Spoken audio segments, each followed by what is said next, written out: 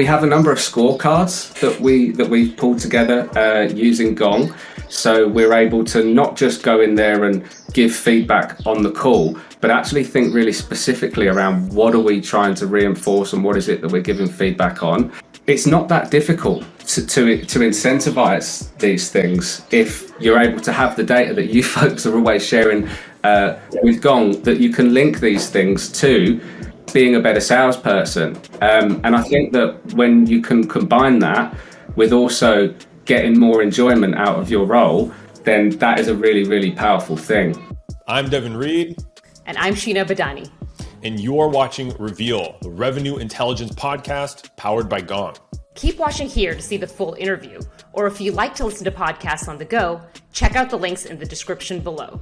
And if you like what you hear, subscribe on YouTube, Apple Podcasts, or Spotify, or all of them. Why not? And while you're there, make sure to leave us a 5-star review. We personally read every single one, and I think I speak for both of us when I say they mean the world to us. Could not agree more, Devin. Now, without further ado, here's the episode you've been waiting for.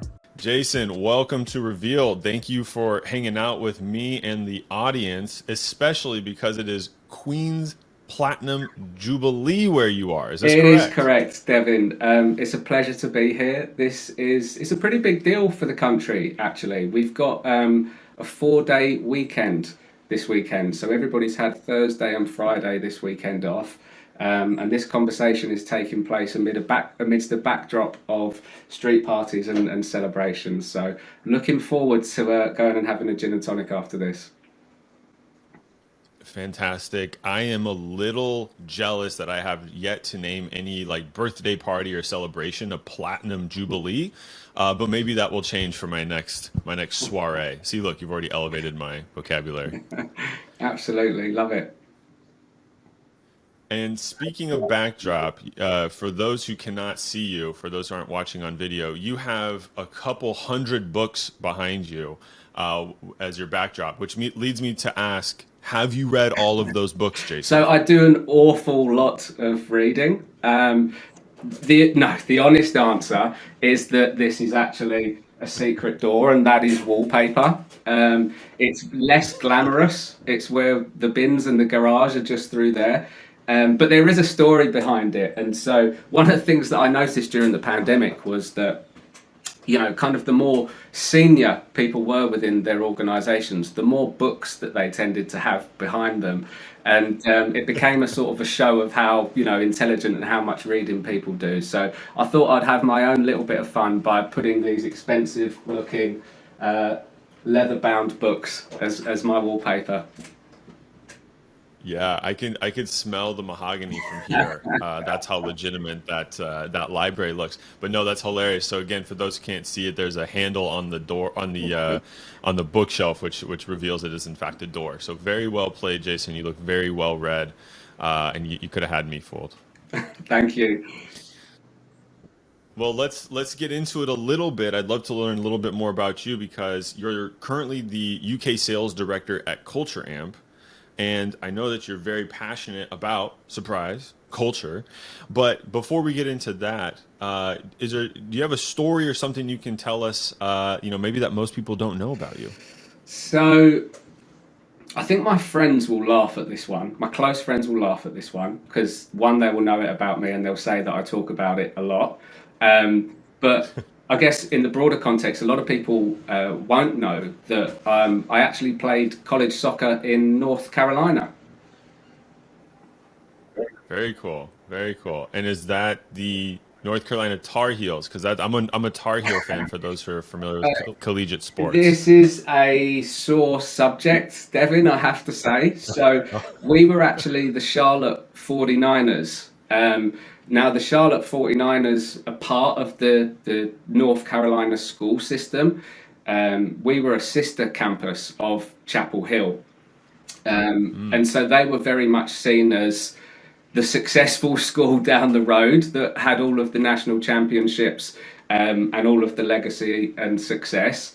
And I very quickly realised that I had gone to a university and a school that wasn't even the best school in North Carolina at the time, which was quite funny.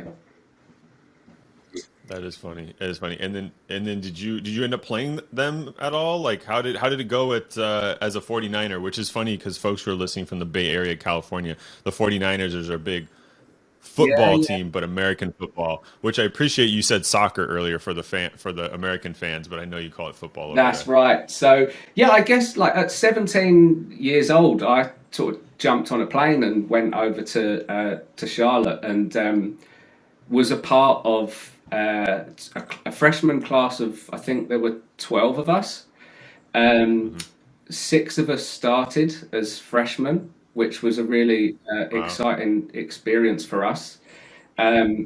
When we basically joined, I think we were sort of ranked as a team about 100th in the country. We were a mediocre program, is probably the word that would be used to describe it. Um, but we had a fantastic coach. We had a guy named Jeremy Gunn. And Jeremy Gunn, sort of in the space of 4 years when I was there, he took us from being a very average, unknown team to actually being consistently nationally ranked, to playing Wow. on ESPN television and making it all the way to the NCAA championship game, in which we did actually lose 1-0 to the Tar Heels, Oh our friends no. from down the road. Um, so it wasn't quite the fairy tale ending that we wanted, but nevertheless, it was an amazing experience of being part of a high performing culture and working towards a common goal. And interestingly, we never actually set out as a team to say we wanted to win the national championship. The one thing that we agreed on at the start of the season was that we just wanted to play as much soccer as possible. And by Nice. playing as much soccer as possible, that meant that we would be one of the last two teams playing in the NCAA championship. And Right. so that was always what we were striving for. Um, we lost the game 1-0, but we fulfilled our goal of playing as much football as possible that season. And it was a real success in a lot of ways because we captured a nation's sort of heart. We were the best team on the day, um, and it was just an amazing run, really. And Jeremy Gunn, he then got the head coaching job at Stanford after that. Wow. And Stanford, obviously, are an incredibly decorated school and program with national titles in just about every sport, but they had never won Right. a soccer national championship. And there's a funny story about Jeremy Gunn when he got the the job at Stanford, and the athletics director said to him, "Are you going to win us a national championship, Jeremy?" And he said, "Yes, I am, and then I'm going to win you another one." And there's a good article where he was sort of saying when he walked out of that room, he was like, "I can't believe I've just said that." But the amazing thing is that he then went on to win three back to back in a row. Wow. Um, Very cool. Very and as impressive. somebody that sort of played under that environment and as part of that culture, it was no surprise whatsoever that anyone that had played in that environment and on one of his teams knew that success was just a matter of time. Well, that is a very interesting story, and definitely something that most people probably didn't know as we kick this thing off. And so I know, the core reason we brought you on is because coaching is the heart of your culture and the heart of your team that you lead, Jason. And so maybe as a segue, how did this experience in North Carolina, going from freshman to senior, going to the championship, even if you didn't end up winning, how did that maybe shape how you coach your team today, or maybe just coaching in general? Yeah, it's great question. And I get to be completely honest with you, like after the next sort of 10, 15 years after I graduated from university, I often felt like a unfulfilled potential, almost like I was a failed soccer player. But since I've now been at Culture Amp, really when I look at the work that I'm doing, it's very similar to what I was actually doing when I was out in North Carolina. And what I mean by that is that high performance is high performance, whether you're playing soccer or whether you're a sales coach. And Sure. and I think that one of the biggest takeaways from me was that it's about mindset. There's a lot around mindset and how we can sort of focus on the mental side of, at the time, of course, that was soccer, but how do we focus on the mental side in sales and navigate the ups and downs and the psychological element of it. Marginal gains. I can remember we lost in the first 2 seasons, we lost in penalty shootouts, PKs, they call them in the States. And a lot of people think that these are luck. A lot of people say that they're luck and that it's a lottery. And we lost 2 of them and we got knocked out in the first 2 seasons. And I remember the coach literally saying, that's not happening again. And so next season, every single day, we practiced penalties. And I think Jeremy Gunn, after that loss, he went on to win like the next 10 penalty shootouts in a row. And so this was a real eye-opening experience for me, where you actually can control a lot of these things, and you should focus on the minor details that can really have an oversized impact. There was tons that I learned about sort of cohesion and team dynamics, and I think one of the biggest things as well was trust in leadership. As a group of young adults, we hung on every word that the coach said, and that's obviously something that has to be earned, and you can't sort of force. And I think that the real underlying thing that comes through there is trust. And I think that's a theme as a sales coach and for leaders moving forward, is that trust is going to be a real key. Yeah, absolutely. And I think, having been a sales rep before, it's like that trust is multidimensional. Sorry about that. That trust is multidimensional, and what I mean is it's trust that the person has like the expertise, right? You know enough to teach me, but then also trust that you have my best interests in mind, because coaching is a vulnerable moment, right? To come to someone and say, hey, I'm willing to not just show you how my wins, right, and the good stuff I've done, get the validation, but also the vulnerability of saying, hey, I don't think I'm very strong in this area, or hey, here's a place where I could have done better, and having trust in that person to not judge them, right, but to truly look for ways to improve their skills. Yeah, absolutely. I've just been distracted by this beautiful British sunshine, Devin. I think we don't often get this. It must be in honor of the Queen's Platinum Jubilee that the sun's come out. Fantastic. Well, cool. So tell me a little bit more about what the impact has been, because you've been coaching, or you've been at Culture Amp for 5 years now. You've been coaching and making it part of the culture. Let's start kind of high level. What is the impact that you've seen, maybe at the company level, team level, individual level, whatever comes to mind to you? I think, first of all, we're incredibly lucky at Culture Amp in that our reason for being as an organization is to create high performance cultures and to help people, teams and companies to perform at their best. And so really it is deeply ingrained into our culture and our DNA as an organization, which makes my role as a sales leader much easier in that regard. But I guess in terms of the impact that it's had, we're really trying to create what we call a culture of feedback.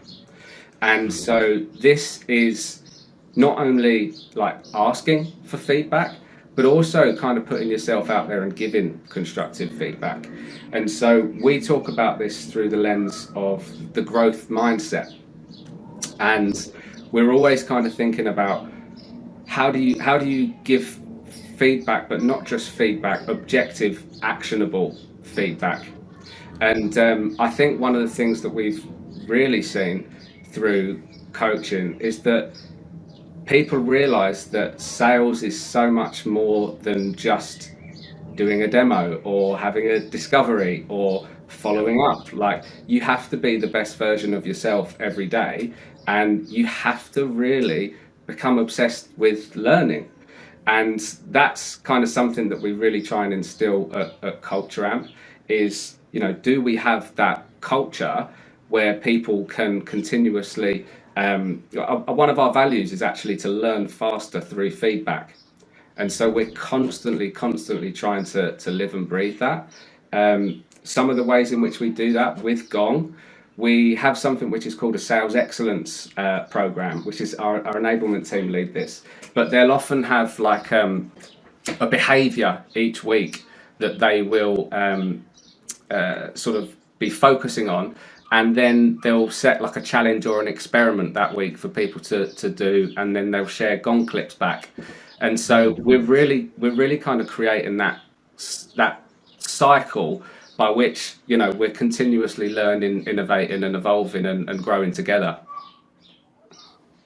Love that. Love that. I've done something similar as well. And so it sounds like you're using kind of like the weekly, I would say, focused coaching sessions to drive behavior change for your organization. Absolutely. We do a number of things. We have a number of scorecards that we've pulled together using Gong. So we're able to not just go in there and give feedback on the call, but actually think really specifically around what are we trying to reinforce and what is it that we're giving feedback on. Some of this stuff can be really simple and straightforward. We call it like brilliant basics. An example of that, did you get next steps booked in on the call, or as an example? But also some of the softer skills that we try to look for as well. So things around like curiosity and asking good questions and active listening.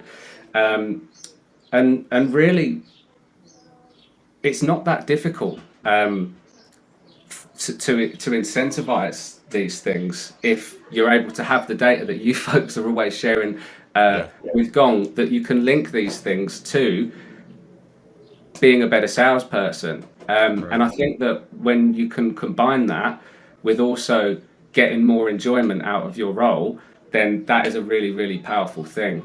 And what I mean by that is that there have been two things that we've really noticed at Culture Amp when it comes to top performing sellers. Number one is that there's a direct correlation between target attainment and how much each rep uses Gong, which has been fascinating. The highest performers are the biggest users of Gong consistently. But the second thing that we've noticed, or that I've noticed and I feel really strongly about, is that when you look at all of the high performers, one of the things that they all have in common is that they all seem to be enjoying themselves. They've all got a smile on their face. They're all open. They're all using humor. They're telling their own story. And that's why I think that it's really important that it's not just the right skills, but it's creating the right environment where people feel like they can show up with those things in mind. Well, it's fantastic. And I believe that too. I believe that when people are their best selves and that's whatever that means to them, right? Not the leader's expectation of what that looks like, in my opinion, but when people show up to work feeling empowered, that's when they do their best work. And I think, to your point, it's when people are having fun. I've learned that in my sales career, and I've actually learned it on this podcast. I didn't tell you today, Jason, because I didn't think I had to, but I will tell people, if they're maybe a little nervous or haven't been on podcasts before, like, hey, the best thing you can do today is have fun on this podcast. Yeah. Because people will, it's magnetic, and people will really vibe with that. And so I love that you're, promoting that on your team as well and noticing it. And I'm guessing also calling it out and saying like, hey, look at Jane. She's doing a fantastic job. She's having fun. And look, she happens to be top of the leaderboard as well. What a great place to be. Yeah. And, sometimes I hear people say, oh, and how do you incentivize the right behaviors? And I'm like, right, so we want our reps to be empathetic, curious. We want them to have fun. You really don't need to convince people. You really don't need to incentivize those things, because they're actually quite nice. And if people lean into them and that experience, right, and act on the right behaviors and habits in sales, like that's where real magic can happen, in my opinion. Absolutely. Well, and it's something you really hire for, right? It's really tough to teach empathy. If you hire someone who's not empathetic, I don't know that you'll make a lot of progress teaching them that.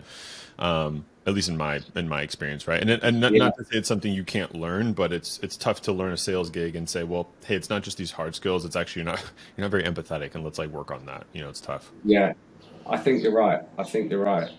Um, but yeah, and one of the other things that we also do, actually, we've had a bit of fun with. We have what we call the Gong Awards on our team, and one of the reps, actually, Thomas Lee, he took it upon himself to basically just review the Gong insights of our team, and you know how it will say like talk ratio, patience, and it will list all of these different things that the calls are being sort of analysed on. Yeah.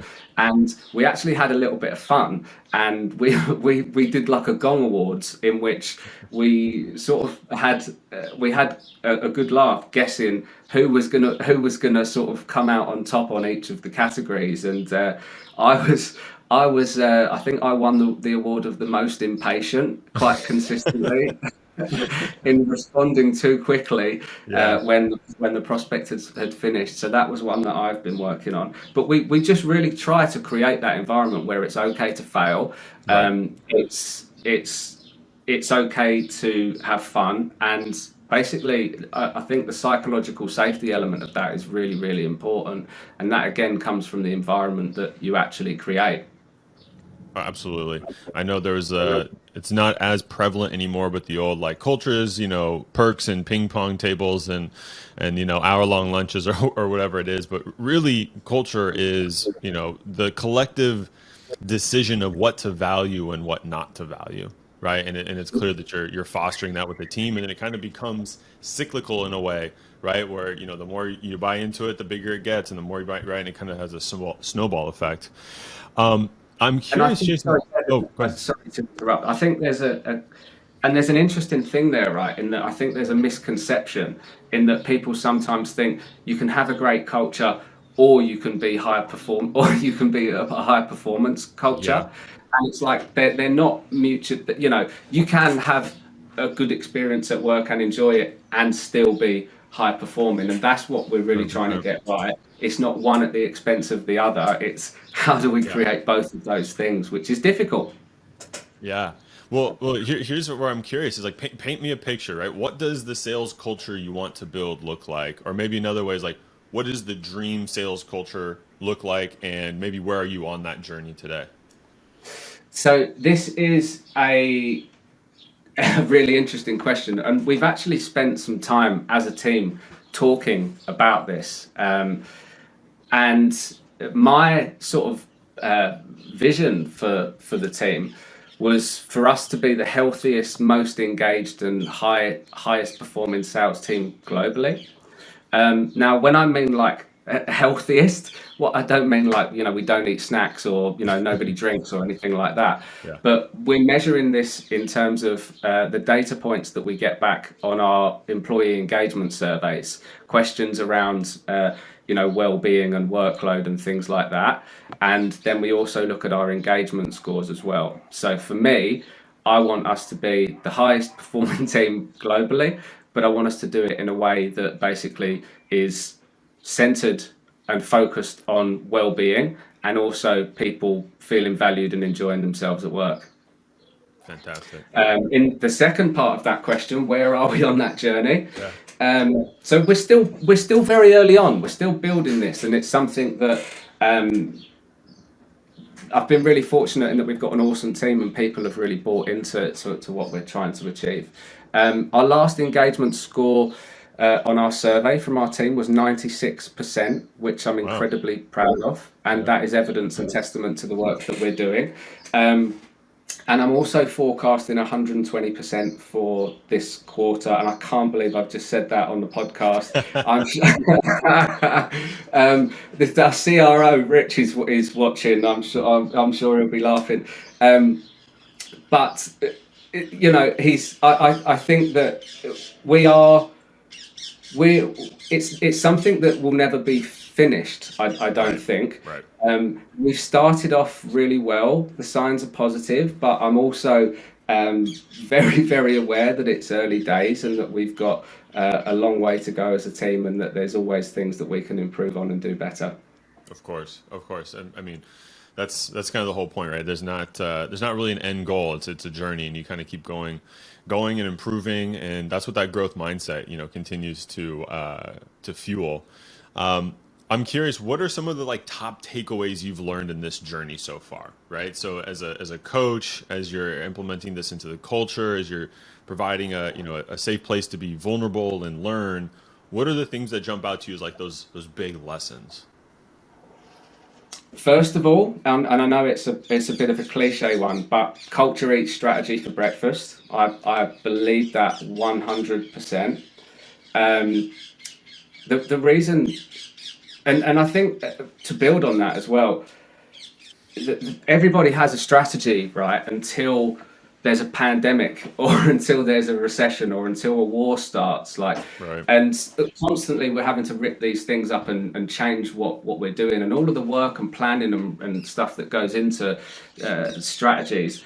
And I think one of the things that I've really learned in the past 2 years is that we should focus on habits and behaviors, and so really narrow in that locus of control and think about, okay, well, regardless of what is going on in the world, and that it might be impacting how many leads we're getting, or our win rates, or all of these different things, think about what we can control, and that's the things that we do and we repeat every single day. And I think that in uncertain times, there's something really empowering on just focusing and on the things that you can really control, and that, I think, is how progress is made. Absolutely. The other thing that I would say is that intrinsic motivation beats extrinsic motivation every single time. You can be successful in the short term by focusing on external rewards, but really, if you want people to do their best work, you have to motivate them. You have to give them a compelling vision. You have to make them feel valued and feel like they belong. Um, the other thing that I would say is, I think that there is a right and a wrong way to lose, and I think that you can win badly, and I think that you can lose well. Yeah. And I'm okay with us losing well. And again, that comes back to the behaviors and the habits piece. Like, did we do the right things? Yes, we did. Did we lose? Yes. Okay. So it then softens that Right. blow a little bit. Like, I feel like if you can control what you can control, and you've lost on price, or or a feature that you don't do, and then you can't really impact that. Yeah. And I think there's something around high performers that, when I look at high performers, they're consistently lucky. They're consistently lucky, and I say that sort of with a little bit of tongue in cheek, because I don't think it is luck. It is Right. like preparation, and it's doing the right things day in, day out, Yep. and then taking the chance when you get an opportunity. And it's always, you'll see the same teams when maybe there are things that a deal just comes out of the blue that, no, we've not spoken to them in 6 months, and all of a sudden a deal comes out of the blue, and you'll notice it's the same people that tends to happen to time and time again. And it's not because they're lucky, it's because they've built a relationship, they've been memorable, they've done the work, and when that right time comes, then people will remember you and they'll reach out to you, and that work pays you back. And I think the other thing as well that I've learned is that, particularly when I was out in America, it was the first time when I had really been in a team of people that were thrown together from all over the world, that had completely different upbringings, and we we just had to make it. We just had to make it work. And there were people that, when I met them first, I just really didn't understand or get on with them particularly well. And I ended up being the best man at one of their weddings a couple of years back. And it really, really taught me the importance of, like, diversity, and not just diversity of like where people are from or like the color of their skin, but also like diversity of thought Sure. and Sure. diversity of opinion and all of those different things. And it taught me that you actually don't even have to be you don't even have to really be best friends with some people in the workplace or on the field. But when it was the equivalent on the soccer field, it was like, did that person sweat as much as like put as much hard work in as I did when they were playing? Would they put their body on the line for the team the same Right. as I Right. would? And if the answer to those questions is yes, then I'm like, do you know what? I actually doesn't matter if I don't have anything in common with this person or we really don't seem to get along that well, because I trust that person that is going to step up and be there when the chips are down. And I think that's something that's really important. And again, that's why I think culture, it can be your competitive advantage when times are good. But when times are bad, it's the thing that gets you through it. Absolutely. Absolutely. And I love that a lot. And I want to go back to something you had said a little while ago about kind of like the vulnerability piece, right? Because, we try to make, these insights actionable as we start to kind of wrap up the conversation. And so I think it's been clear, like being vulnerable as a leader is that first step. Correct me if I'm wrong, but I'm curious, like, how have you done this at Culture Amp? Like, how have you either started to show vulnerability, or maybe if you have like a, I don't know, air quoting process, because having a process to be vulnerable feels a little a little odd, but you know what I mean? Like, surely some sort of habit Yeah. of being vulnerable, perhaps. Yeah. So again, one of our values is have the courage to be vulnerable.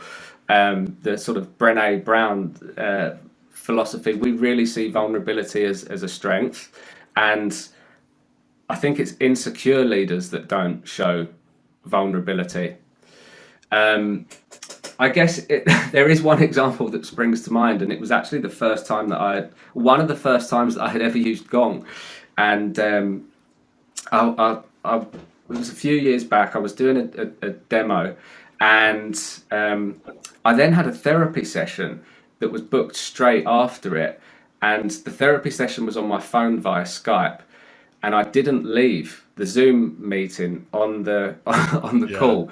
And basically, Gong transcribed my therapy session, Oh, wow. and I had this panic moment initially, and I phoned up my mentor Amelia, and I was like, "Look, I'm absolutely devastated that I've just had a therapy session, and it's publicly available for everyone in the Culture Amp Sales Right. Organisation to watch and listen to, and actually read the Gong insights on it as well, which I think would have been quite funny." But essentially, I kind of said, I thought about it, and I thought, well, one, it was actually a killer. It was a really good demo, and I wanted the insights and the notes from it. Number two, I also thought, do you know what? One of our values is have the courage to be vulnerable. If on the very, very slim chance someone wants to go in Right. there, watch the discovery call, and then watch my 30-minute long therapy session afterwards, they can feel free. Because there was nothing on there that I had said that I was particularly embarrassed Sure. or ashamed about. So there was that, and that sort of culminated fairly recently, actually, in me getting a diagnosis of ADHD Hmm. a few weeks ago in my 30s, which I'm led to believe is fairly uncommon. Sure. But one of the first things that I did was to share that with my team. And the reason that I thought that would be the right thing to do was because there are certain skills that people with ADHD aren't particularly good at. Things like organization, task management, writing lists, being organized. A lot of the things that I actually find really, really difficult, surprise, Right. surprise, Right. Devin. But on the flip side of that, they can be creative, they can be visionary, they can be storytellers, and all of these other things. And so I just thought it would be great. The best thing to do would be to share that with my team, so that they're more aware and understanding of me as a person and my strengths and my Yeah. weaknesses. Um, it just sort of feels like it's part of my journey, and it's something that I wanted to share with my team and bring them along on that journey with me. I like it. I like it, and I respect it. Well, it's fantastic, Jason. I appreciate you sharing that with me and the listeners. And so I'm going to wrap with the final question because this conversation has been entertaining, insightful, inspiring. So I'll wrap it up with this: how would you describe sales in one word? Ooh.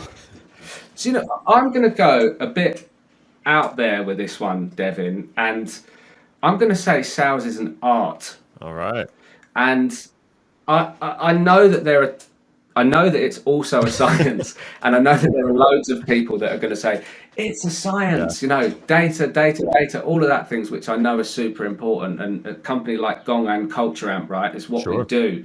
But then I think that there's a flip side of that, and it's that it involves human beings, and human beings are messy, complicated, sometimes Yeah. unpredictable, emotional. Sales is it's performance at times, it's storytelling, it's all of those things. And I like to look at it through that way and kind of appreciate that side of sales. Absolutely, totally agree. While data is thankfully becoming more prevalent and impactful and accessible for our go to market functions, there's always an art form to it, right? Which is the same concept. Like, hey, here's the talk track, here's the deck, but make it your own. That make it your own. You're Yes. basically saying Yeah. make a little bit of art. Put some art in there. Make it unique to you. And as you were saying earlier, that's the folks that are having the best time, happen to be the most successful. I have to imagine they're adding that art to it. So I like that a lot and can completely relate. And again, yeah, I think that comes with the freedom for people to experiment, to put their own spin on it. And I think that's what Gong does such an amazing job of. It democratizes Mm, innovation in the sense that someone can do something amazing, and all of a sudden you can just share that snippet globally to right. 100 different reps. And then each of them's putting their own little spin and personality on it, and it just gets better, and the messaging gets sharper, Right. and everyone has their own sort of story. And one of the things that I also really encourage from our reps, Devin, is for them to be the change that they want to see in the workplace. And so, we've had people on our team that have come back from maternity leave and been treated badly in previous organisations, and they're really coming to their sales interactions because they want to make the workplace fairer for Hmm. females. And so, I feel like that sort of stuff and people bringing their personal stories is so valuable and powerful. And we've also actually done a piece of research, Devin. I'll finish with this. I guess one of the things, if I could give one piece of feedback or learning for other sales leaders, it would be to check in with yourself prior to any coaching interactions. And by checking in with yourself, what I mean is like consciously and deliberately taking a few minutes without distractions to ask yourself, like, how are you feeling? Like, what are you carrying Right. today? Were you stuck in traffic? Was your train late? And as humans, we are incredibly open and exposed to Yep. biases. And we need to try and minimize those in coaching interactions and conversations. And our research at Culture Amp, we know, for example, that when females receive feedback and coaching, it tends to be about their personality. Whereas when males receive feedback, it's about their competencies. Interesting. And so this is critically important, because if we think about that in coaching interactions and the biases that that can have on a Yeah. micro level, think of what happens in an organization if that happens at Right. scale.